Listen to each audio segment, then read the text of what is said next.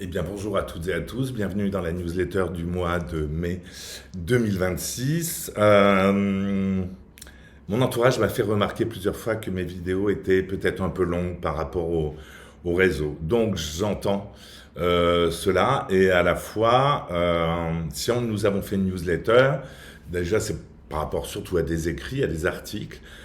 Donc, ce qui implique de se poser, de prendre le temps de lire. Et s'il y a un message qui passe un peu par ces vidéos, en tout cas, j'essaye. C'est des sujets que je trouve sérieux, importants, enfin, voilà, qui méritent du coup un peu de temps. Donc voilà, donc si vous n'aviez que 30 secondes d'attention à m'accorder, je vous souhaite une bonne lecture des articles.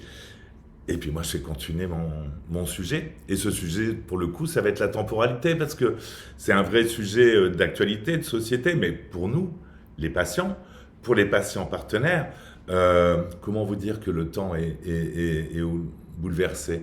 Un patient partenaire, dans la définition, c'est quoi? C'est quelqu'un qui a une affection longue durée. Nous parlons de temps. Ou alors c'est quelqu'un qui a une maladie chronique. Donc le chrono de la maladie, la pensée, la gestion de la maladie va être branché en permanence. Donc oui, la temporalité c'est important. Et en plus avec ce paradoxe, c'est que on nous appelle des patients. Voilà, il va falloir être patient.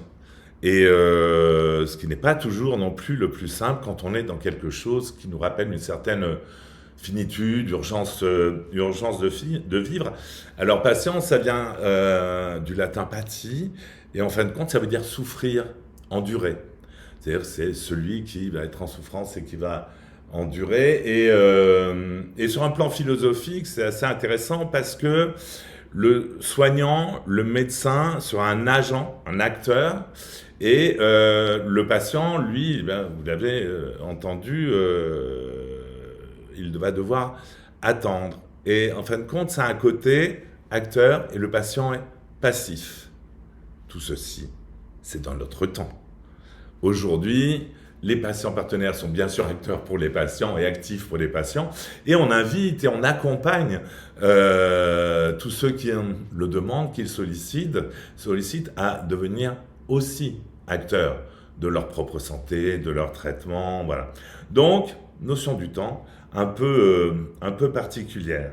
D'autant plus que, oui, effectivement, il faut se l'approprier, cette pathologie, je pense, plutôt qu'être en colère avec. Et, euh, et on sait qu'après l'annonce d'une ALD, d'une maladie chronique, eh bien, notre notion du temps a changé. Combien de temps il me reste à vivre? Comment, dans le temps, je vais vivre? Que choisir? Le temps chronos, cette durée, le temps aion, histoire de, c'est une sorte c'est du grec, hein, c'est un temps éternel qui revient, on peut se projeter aussi là-dedans. Et puis il y en a un qui s'appelle le kairos, c'est le temps de l'instant que je vais vivre. Personnellement, je suis assez dans le kairos, mais à chacun de réfléchir à ça et de voir ce qu'ils ont fait, parce que son rythme de vie a été bouleversé, le temps affectif, le temps familial, le temps de la sexualité, c'est pas un tabou, souvent c'est impacté. Le temps professionnel, est-ce que je peux tenir? Est-ce que je peux garder mon job, mon travail? Est-ce que je vais pouvoir revenir? Combien de temps je vais revenir? Ou pas? Est-ce que j'ai envie de faire autre chose? Euh, le temps des plaisirs, le temps des loisirs aussi. Est-ce que je peux avoir les mêmes ou pas? Est-ce que c'est possible? Est-ce que si j'étais impacté de manière à devoir renoncer à certains, je ne peux pas en inventer des nouveaux? Là aussi, ce sont de vrais sujets. Et aussi, bien entendu, je crois que tous, dans cette notion où on n'a pas de temps à perdre, il y a quel sens je mets à ma vie, à mes actes, et dans quelle temporalité.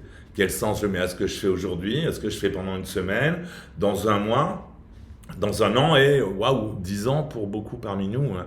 C'est loin, mais ça n'empêche pas que on peut y tendre.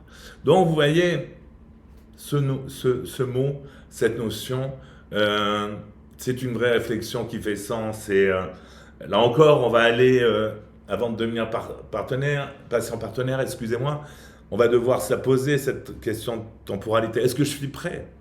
Est-ce que je suis prêt à étudier? Est-ce que je suis prêt à communiquer? Est-ce que je suis prêt à avoir des patients? Est-ce que je suis prêt à avoir des retours sur la maladie? Est-ce que j'en ai vraiment le désir? Est-ce que je peux avoir de la volonté? Est-ce que j'en ai la capacité? Et ça, c'est des questions qui sont légitimes. Et des fois, on découvre les réponses qu'au fur et à mesure qu'on essaie, d'où l'intérêt, je pense, des entretiens d'inclusion déjà au niveau de l'association, dans nos formations de patients ressources, où on va essayer de voir avec la personne, est-ce que c'est son kairos de faire cette formation, et aussi quand elle le fait, le temps qu'elle passe avec d'autres patients, d'autres maladies, à la fois il y a des rencontres extraordinaires, et à la fois ça nous ramène à des choses du quotidien où ça nous apprend un peu le connais-toi toi-même.